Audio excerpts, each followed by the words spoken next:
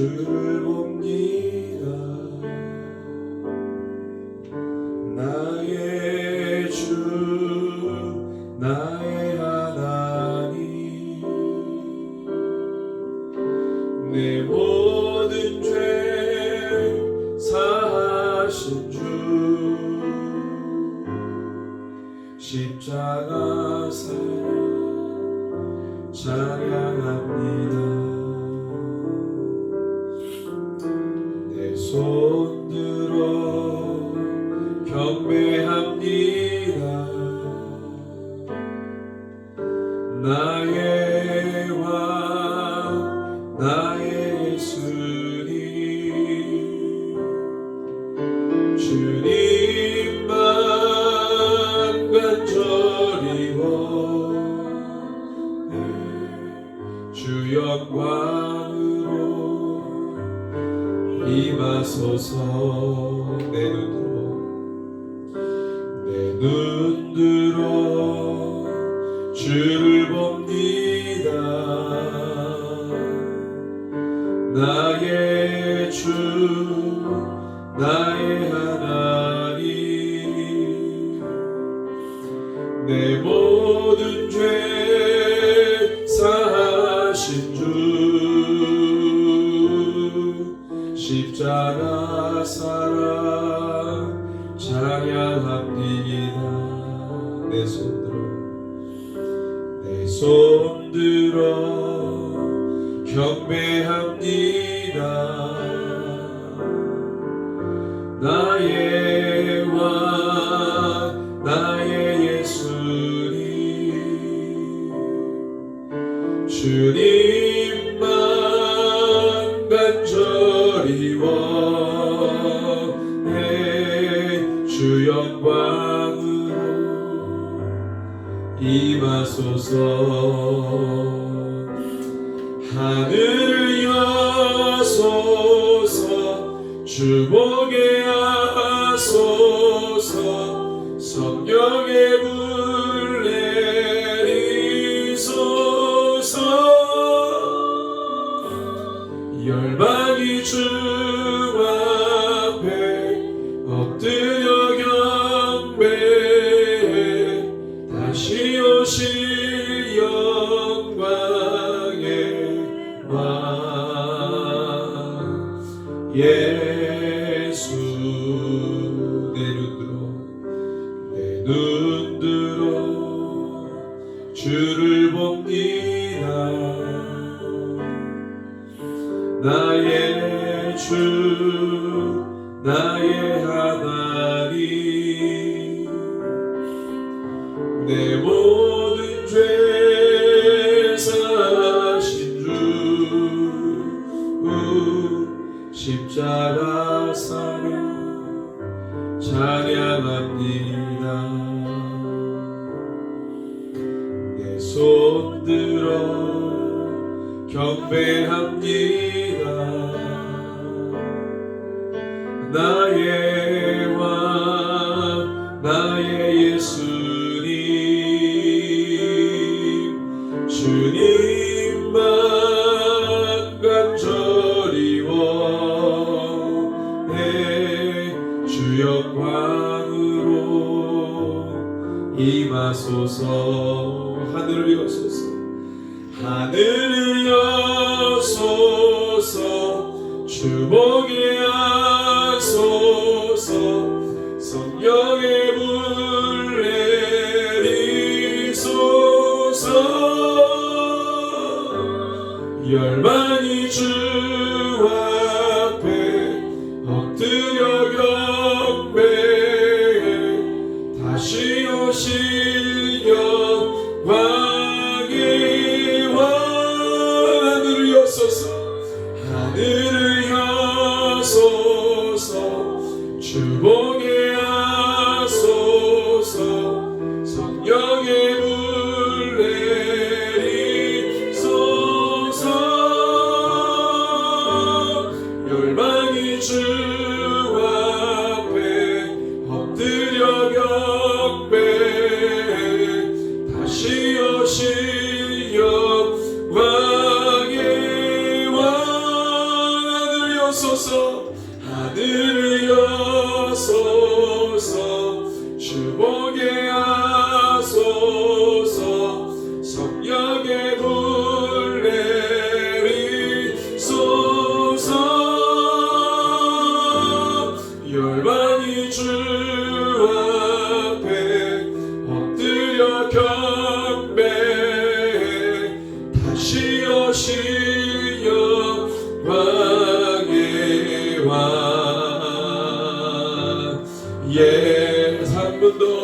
하늘을 여소서 하늘을 여소서 주보게 하소서 성령의 불 내리소서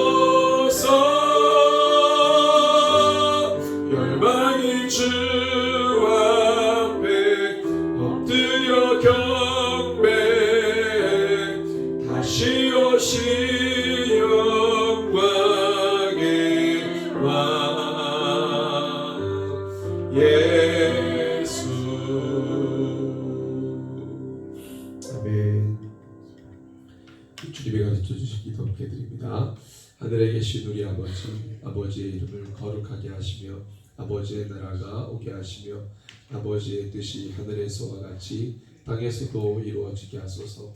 오늘 우리에게 일용할 양식을 주시고 우리가 우리에게 잘못한 사람을 용서해 준 것 같이 우리 죄를 용서해 주시고 우리를 시험에 빠지지 않게 하시고 악에서 구하소서. 나라와 권능과 영광이 영원히 아버지의 것입니다.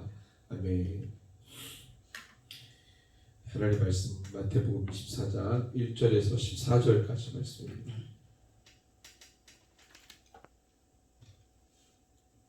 마태복음 24장 1절에서 14절.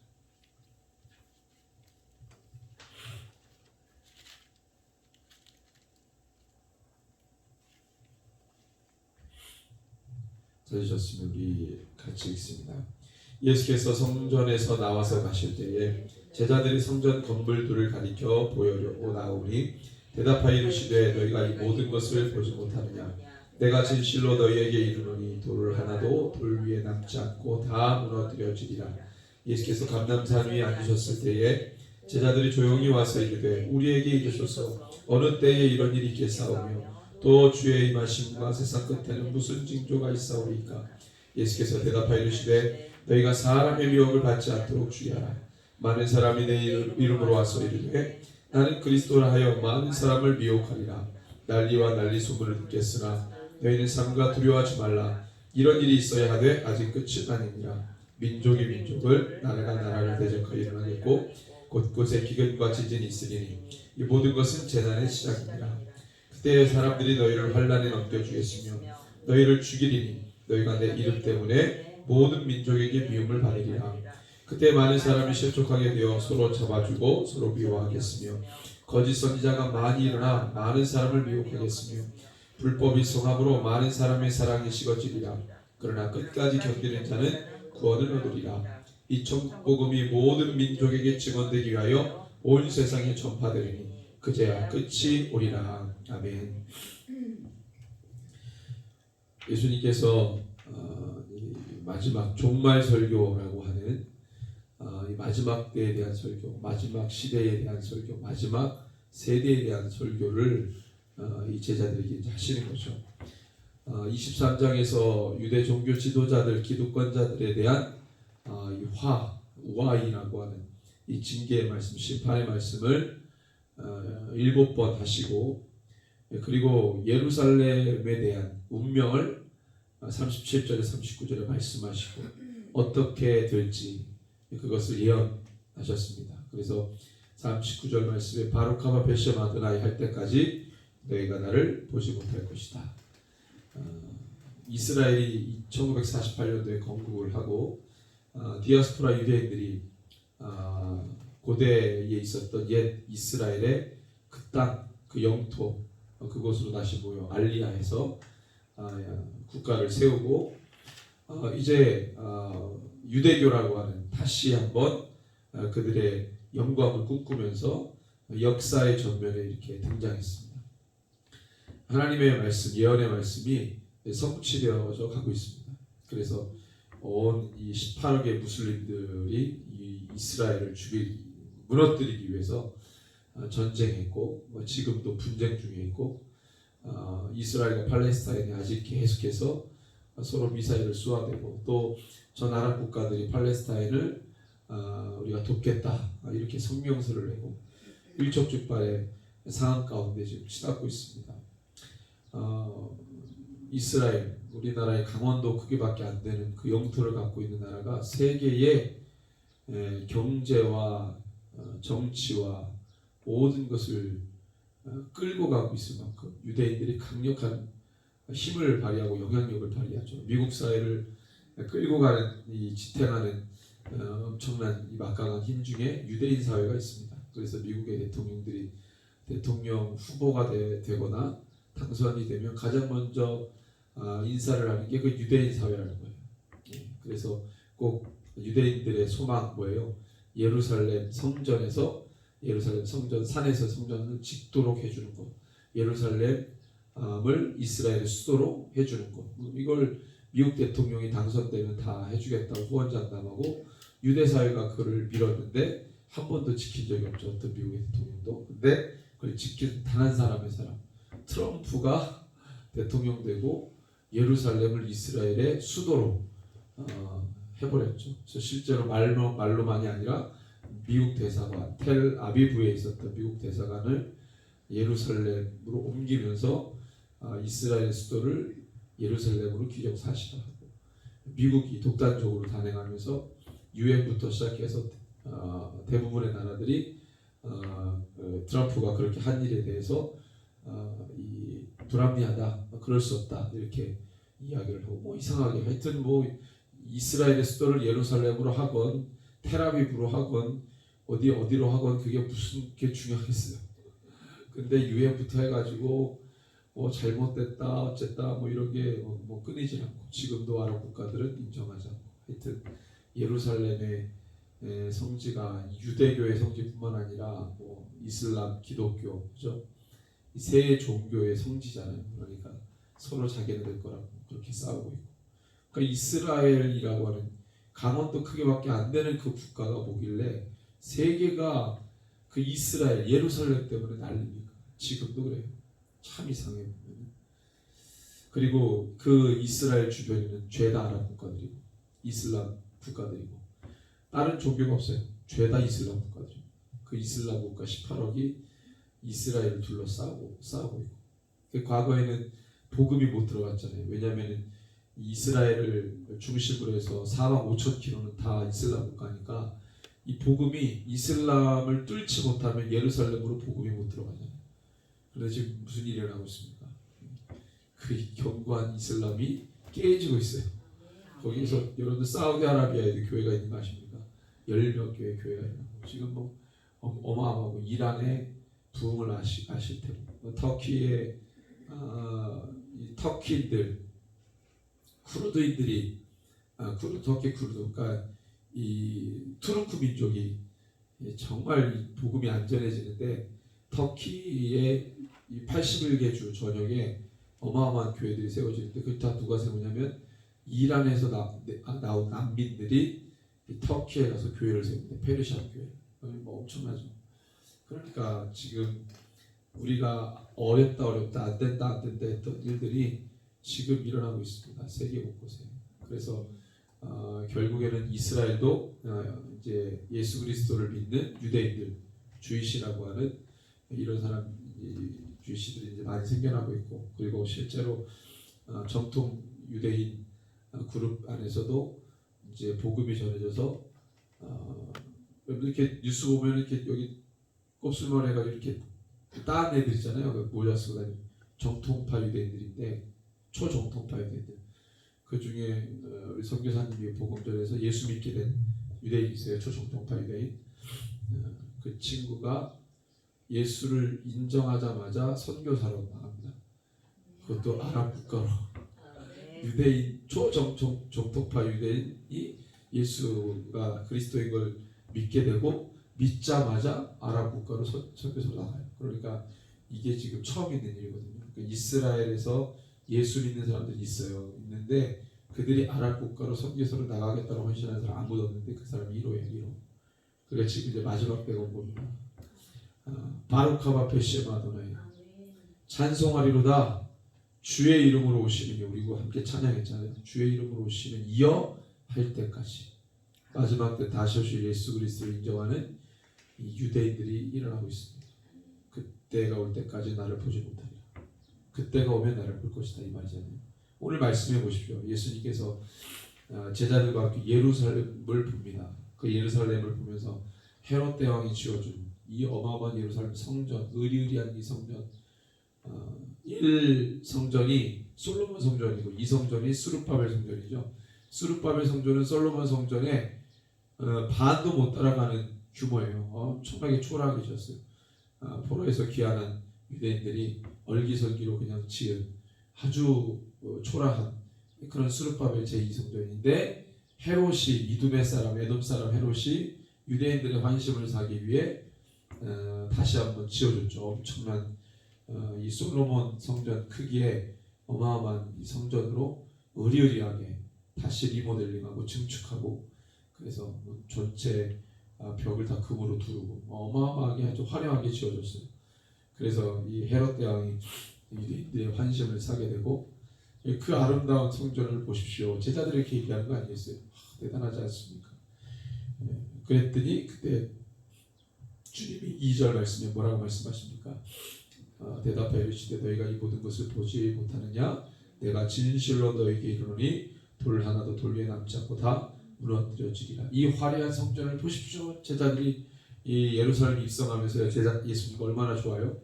입성하면서 대단합니다. 그랬더니 예수님께서 예루살렘의 운명을 말씀하세요. 다 무너질 것이다.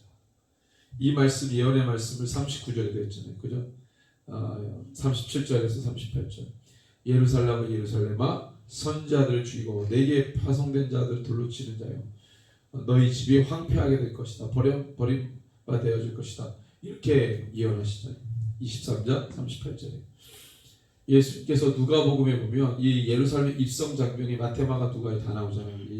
요한복음에서 나오고, 이 누가복음에 보면 공간복음서에서 기록하지 않은 예루살렘의 입성의 상황을 딱 한 가지 얘기하는데 뭐냐면, 다른 데는 그게 나오지 않는데 누가복음 19장에만 나와요. 뭐라고 나오냐면 예루살렘을 보시고 우세요. 예수님이 제자들과 함께 예루살렘으로 들어가실 때 누가복음에는 누가가 그걸 기록해요. 예수님이 예루살렘을 우셨다. 그리고 예루살렘을 보고 우시면서 그 예루살렘의 운명을 얘기하세요. 19장 한번 볼까요? 누가복음 19장 41절부터 44절. 누가복음 19장 41절에서 44절 같이 읽습니다.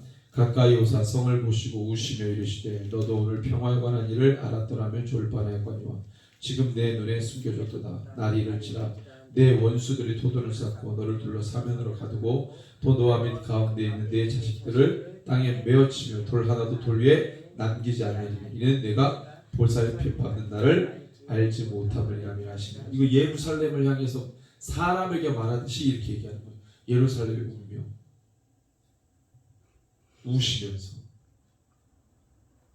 네 원수들이 토둔을 쌓고 너를 둘러 사면으로 가두고 돌 하나도 돌 위에 남기지 않고, 그 예루살렘의 운명을 우시면서 얘기하세요. 예루살렘이 앞으로 어떻게 될지, 그 땅 다 무너지고 황폐화되고 버림받고, 실제로 AD 70년에 그렇게 되잖아요. 예수님 말씀하신 그대로 예루살렘 무너지고 유대인들 다 흩어지고, 그리고 AD 150년에 정식적으로 예루살렘 유대인 못 들어오게 막아버리고, 그리고 그때부터 유리방황하는 세계로 흩어진 유대인들 됩니다. 물론 그 전에도 디아스포라 유대인도 있었지만 공식적으로 예루살렘 못 들어간 유대인들이 세상으로 다 흩어져요. 그리고 예루살렘이 완전히 황폐화되고 버림받습니다. 말 그대로. 자, 여러분들 이 예루살렘에 대한 예수님의 이 운명을 얘기하시고, 그 다음에 예수님 말씀하신 게 충격적이에요. 예루살렘의 운명만 말씀하신 게 아니라 예루살렘의 운명과 더불어서 세상의 끝을 말해요. 제자들은 이해를 못했을 거예요. 예루살렘 무너지면 또, 여러분들 그렇잖아요. 여러분들 우리나라가 무너지면 세상 다 무너질 거라고 생각합니다. 그렇잖아요. 다 나라가 망하면 세상 다 무너진다고 생각하잖아요. 이스라엘 마찬가지. 유대인들에게 예루살렘이 무너진다는 말은 세상 무너진다는 말과 똑같아요. 세상의 중심이 예루살렘인데요. 그들은 그렇게 생각하잖아요. 세상의 중심이 예루살렘인데 예루살렘 무너지면 세상 무너진다. 어떠한 문명이 시작되고 무너질 때 세상 무너질 거라고 다 생각하는 사람들이. 문명이 하나 무너지면. 근데 세상의 문명이 하나입니까? 역사를 보면 문명이 여러 개 있었잖아요. 그 문명이 일어나고 무너지고 일어나고 무너지고를 수없이 반복합니다. 그러니까 이 문명의 마지막은 세기말적이에요. 다 이 종말적인 현상들이 일어납니다. 그래서 과거에 그런 이 문명들이 종말을 맞을 때 이런 비슷한 일들이 많이 있었어요. 전쟁이 일어나고 미혹이 판을 치고 샤머니 득세하고 다 있었어요. 그런데 중요한 건 예수님이 지금 24장에서 말씀하신 이 마지막은요, 한 문명의 마지막이 아니라 한 문명의 종말을 말하는 게 아니라 전 지구적이고 전 세대적인 전 문명의 종말을 이야기하시는 거예요. 시대의 완전한 끝을 얘기하시는 거예요. 옛날에 그 예수님 당시 때 지중해 세계권, 지중해 문명권의 종말을 이야기한 것이 아니라 완전히 세대의 역사의 마지막을 이야기하시는 거예요. 그러니까 이건 진짜 마지막인 거죠. 그 마지막 때 무슨 일이 일어날 거라고 예수님 말씀하십니까? 그 제자들이 이렇게 묻잖아요. 3절에. 아, 예루살렘 그렇게 무너진다고 얘기해서 제자들이 충격을 받아가지고 그러면 세상 끝에는 무슨 징조가 있습니까? 라고 물어봐요. 왜? 예루살렘 무너지면 세상 끝이니까. 그렇게 이해를 하고 물어본 거예요. 그때 주님 뭐라고 말합니까? 가장 처음으로 세상 무너질 때 시작되는 전조현상을 뭐라고 말해요? 4절 같이 읽습니다. 예수께서 대답하여 이르시되 너희가 사람의 미혹을 받지 않도록. 미혹. 왜 미혹이냐? 여러분들 잘 예수님의 말씀을 잘 보십시오. 가장 먼저 미혹이 판을 친다. 마지막 때 전조현상. 왜? 그 미혹이 어떤 미혹이냐? 단순한 일반적 미혹이냐? 아니에요. 그 미혹의 정체는 뭐냐면 5절입니다. 시작. 많은 사람이 내 이름으로 와서 이르되 나를 그리스도라 하여 많은 사람을 미혹하리라. 그 미혹은 사기꾼이 많이 등장한다는 말이 아니고 그 미혹은 예수 그리스도에 대한 미혹이라는 거예요. 주님과 관련 있는 미혹이에요. 마지막 때 일어나는 미혹은 사기꾼이 많이 등장한다. 그 말이 아니라 예수 그리스도에 관한 미혹이라는 거예요. 이걸 주목하세요. 단순한 사기꾼 등장들이 아닙니다. 거짓말쟁이들이 많아진다. 아니에요. 예수님을 가지고 미혹. 예수 그리스도를 가지고 미혹. 나는 그리스도라 하여 많은 사람 미혹. 나는 그리스도. 나는 예수다. 그래서 그 다음에 따라 나오는 현상이 뭡니까? 6절에 보니까 난리와 난리의 소문을 듣겠다. 이 난리라는 헬라어 단어가 플레모스, 전쟁이라는 뜻이에요. 그러니까 전쟁과 전쟁의 소문을 듣겠지만 너희는 두려워하지 않아도 된다. 이런 있어야 하되, 반드시 있어야 하되 아직 끝은 아니다. 끝을 향해 가는 전조현상이라고 말해요. 미혹과 전쟁. 7절에 보니까 민족이 민족을, 나라가 나라를 대적하여 일어난다. 곳곳에 기근과 지진이 있으니라. 이 모든 것은 끝이 아니고 끝의 시작, 재난의 시작이다라고 분명히 못 박아 예수님 말씀하십니다. 그럼 진짜 끝이 있어요. 그죠? 진짜 끝이 일어나기 전에 이런 전조현상들이 일어나는 거고, 이런 일이 일어날 때 끝을 향해 가고 있다는 것을 깨달아라, 이런 말입니다. 그래서 더 예수님께서 더 구체적으로 말씀하세요. 9절부터 보면은 어떤 미혹이냐, 어떤 환난이냐, 사람들이 너희를 환난에 넘겨주겠다. 넘겨주는 일들이 있어요. 넘겨주는 일들. 그리고 너희를 죽이고 너희가 내 이름 때문에, 누구 때문에? 예수님 때문에 모든 민족에게 미움을 받습니다. 어떤 내가 예수를 믿어서 지나가는 어떤 김아마무개가 나를 욕하고 있는 이게 아니고요. 예수님 때문에 모든 세계 민족이 우리를 미워한다는 거예요. 그리스도인들. 마지막 때. 오직 예수님 때문에 미움을 받는데요. 마지막 때 현상입니다. 예수님 말씀하셨어요. 그런데 나는 내가 미움을 안 받는 거 상관없이 모든 민족이 예수님 때문에 기독교인들은 미움을 받는다고 예수님이 예언하셨다고. 그때 사람이 실족하게 되어 서로 넘겨주는다. 또 얘기 나오죠. 넘겨주고 너희를 미워하고 잡아주고 넘겨주는 일들. 그러니까 마지막 때 미혹이 일어나고요. 전쟁과 기근과 넘겨주는 일을, 배반, 배도, 이런 일들이 막 일어난다. 그 넘겨준다는 게 뭐 때문에 넘겨준다는 거겠어요? 예수 그리스도. 여러분들 마지막 때 예수님 말씀하신 이 마지막 때 전조현상은 다 예수님하고 관련된 겁니다. 일반적 사회 현상이 아니고요. 예수님 때문에 일어나는 마지막 때 전조현상이에요. 거짓 선자가 많이 일어나 많은 사람을 미혹한다. 불법이 성하고요. 사람의 사랑이 식어집니다. 돈을 사랑하고 자기를 사랑해요. 하나님의 사랑이 다 무너집니다. 사랑이 식어져요. 이 모든 것들이 동시다발적으로 막 일어나죠. 전 지구적으로. 국지적이 아닙니다. 어느 땅 일부, 어느 민족, 어느 문명 한 곳에서 일어나는 게 아니고요. 전 지구적으로 일어나는 현상이다. 13절을 같이 읽습니다. 그러나 끝까지 견디는 자는 구원을 얻으리라. 여러분들 구원을 어떻게 얻어요? 여기서 예수님의 못박아 말합니다. 끝까지 견디는 자는 구원을 얻으리라. 끝까지 견디는. 이런 일이 일어날 건데 너희 끝까지 견디라. 예수님과 상관, 예수님 때문에 미움을 받는데 어떻게 견디면 이기겠어요? 어떻게 견디면 구원받겠어요? 예수님 때문에 미움을 받는데, 그러니까 예수님 때문에 미움을 받는 마지막 시대에 예수님을 믿는 믿음으로 견뎌야 구원을 받는다, 이 말 아니겠어요?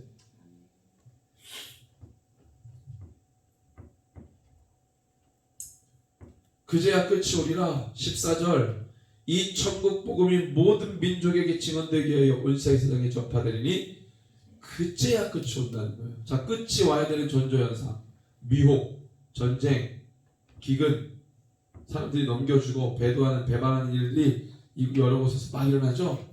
이거는 끝이 오기 위한 전조현상. 진짜 끝은 어떻게 와요? 그렇죠. 진짜 끝은 천국 복음이 모든 민족에게 증언되면 그때 끝이 옵니다. 토테 텔로세코라는 겁니다. 끝이 오리라. 토테 텔로세코. 이 텔로스라는 단어가 뭐냐면 하나의 단계가 끝나고 그 다음 단계가 시작되는 전환점을 이야기하는 거예요. 그게 텔로스라는 의미입니다. 헬라어. 그러니까 아직 끝은 아니죠. 하나의 다음 단계. 그러니까 이렇게 표현한다는 거예요. 임산부가 10달 동안 그 아이를 품잖아요. 그리고 출산을 합니다. 10개월 후에. 이 텔로스라는 단어의 의미가 뭐냐면 임박한 출산, 앞으로 출산이 얼마 남지 않은 이 임산부의 상태를 말한다는 거예요. 그러니까 출산하면 끝이 아니잖아요. 그 다음에 또 다른 단계가 시작이 되잖아요. 바로 그걸 얘기한다. 여러분들, 모든 민족에게 복음이 증거되면 누가 오십니까? 예수님이 오십니다. 복음이 증거되면 그제야 끝이 온다는 말은 예수님이 다시 오시는 그 과정으로 전환된다는 거예요. 예수님이 제자들에게 약속하셨잖아요. 모든 민족을 제자 삼아라. 가르쳐 지키게 하라. 볼지어다 세상 끝날까지 내가 너희와 함께 할 것이다. 여러분들, 마지막 때 사람들이 여러 가지 현상에 대해서 주목합니다. 와, 세계가 어떻게 될 거냐? 세계가 지금 여러분들 나라법은 지금 약해지고 국제법이 강화되는 거 아세요? 나라법은 약해지고 각 민족의 국가의 법들은 약해지고 국제법이 강화되기 시작했어요. 왜 갑자기 국제법이 강화됩니까? 마지막에 전 세계를 통제하기 위해서 국제법이 강화될 수밖에 없는 거예요. 그게 하나하나씩 강화되기 시작해요. 그 국가의 모든 권한을 초국가 세력에게 지금 위임하고 넘겨주는 상황 가운데 있습니다. 경제도 그렇죠. 여러분들 요즘에 비트코인 가지고 막 장난하는데 일론 머스크가 그 사람 말 한마디에 비트코인 주식이 올라갔다 내려갔다 하잖아요. 어떻게 그럴 수 있습니까? 뭐 주가 조작도 아니고. 그 사람이 SNS에 글 하나만 써도 그 단 하나 때문에 주가가 올라가고 내려가고 그래요. 비트코인. 이 뭐예요? 전 세계가 어떤 특정 민족이 아니에요. 전 세계가 한 사람의 말 때문에 술렁여요. 경제가 왔다 갔다 한다는 거예요. 왜? 이 말은 뭐예요? 세계의 경제권이 하나로, 시장이 하나로 묶였다는 얘기예요. 완전히. 그 다음 뭐예요? 경제가 지금 하나로 다 묶였고 정치가 하나로 묶여가고 있어요 지금. 그 말은 뭐예요? 이 경제와 정치가 하나로 묶여가면요, 사회의 모든 문화와 것들이 다 묶여간다는 거예요. 그래서 우리 한류 열풍 이런 얘기하는데 그게 뭐예요? 문명이 하나로 통합되기 시작한다는 거예요. 그래서 우리 중앙아시아에 가도 한류, 아랍 국가들 가도 한류, 한국 사람 엄청 좋아해요 드라마. 그들이 좋아하는 문화의 기호가 그들 고유의 문화만이 아니라 다른 문화들도 들어가도 그들에게 즐거움을 줄 수 있고 그들이 그걸 원한다는 거죠. 문화가 하나로 통합되기 시작해요. 이 마지막 시대죠. 근데 그럴 때 복음이 모든 민족에게 증언되기 시작합니다. 그제야 그쵸. 그러니까 여러분들 우리는 그리스도인이잖아요. 모든 민족에게 복음이 증거돼야 예수님 오잖아요. 예수님 빨리 오려면 우리가 뭐 해야 돼요? 모든 민족에게 복음을 증거해. 이게 불가분의 관계 아닙니까? 이걸 무슨 뭐 신학적으로 해석할 이유가 있어요? 이걸 막 머리를 쥐어 짜내면서 이거를 이거 전달해 줘야 돼요. 막 이거를 해석하여 주, 설득시켜야 되니까. 아니 예수님 말씀하신 건데 이게 무슨 신학자마다 다를 수가 없고 이걸 뭘 그리스도인에게 설득합니까? 여기 나와 있는 그대로 우리가 그거를 사는 건데. 근데 지금 이거 가지고 이러쿵저러쿵 말들이 많은 거죠. 신학자들은 교회 입장, 교단의 입장. 말이 됩니까? 이걸 위해서 우리가 사는 건데, 이걸 위해서 교회가 존재하는 말이에요. 그러니까 마지막 때 현상 중에 가장 큰 현상은 복음이 모든 민족에게 증언되기 시작하는 현상입니다. 이 복음적 상황, 복음적 현상, 마지막 때를 당기는, 왜? 모든 민족에게 증언된다. 지금 이런 마지막 때 전조 현상, 막 전쟁이 일어나고 막 테러가 일어나고 급박 이런 지진이 막 급증하고 이런 것들이 막 올라가지만 가장 중요한 이 현상은, 증상은 복음이 모든 민족에게 증언돼야 되는 이 사명이죠. 근데 그래서 다른 거는 우리가 어떻게 못해요. 근데 우리가 할 수 있는, 우리의 의지적으로 할 수 있는 것은요, 복음을 증언하는 일, 이거밖에 없어요. 교회는. 아니 지진을 우리가 일으키겠어요? 우리가 전쟁을 일으키겠어요? 우리가 할 수 있는 게 뭡니까? 우리가 할 수 있는 것은 복음을 증언하는 거예요. 교회가 하는 일이에요. 저와 여러분들이 마지막 때, 이 예수님의 이 마지막 때 설교, 결국 그리스도인은 마지막 때 미움을 받는데 모든 민족에게. 왜? 복음을 증언하기 때문에 미워하는 거예요. 그러니까 그렇게 WCC 종교통합 가지고 복음 전하지 못하도록, 그 복음 전하지 못하는 게 이 공공의 문명권이 아니라 타문화권에 복음 전하지 말라는 거 아니에요. 그들의 종교를 이해해줘야지. 왜 그들을 개종시키려고 하냐. 개종, 전도 금지. 종교통합에 나와 있잖아요. 이거 설교 못하게 하려는 거예요. 왜? 그래야 예수님이 오시는 길을 더디 하게 할 수 있어. 사탄의 전략이죠. 그래서 종교통합을 시키려고 하는 겁니다. 여러분들, 우리가 마지막 때를 살아가는 그리스도인입니다. 왜 어떻게 살아야 합니까? 이미 성경에 다 말씀해 놓고 계세요. 우리의 삶의 방향, 우리가 어떻게 삶을 살아야 할지, 우리의 말씀을 붙들고 이것을 깨닫는 믿음의 종들이 되시기를 바랍니다. 그래서 마지막 때를 준비하는 신앙이 되게 하여 주십시오. 주님 모든 걸 다 예언하셨습니다.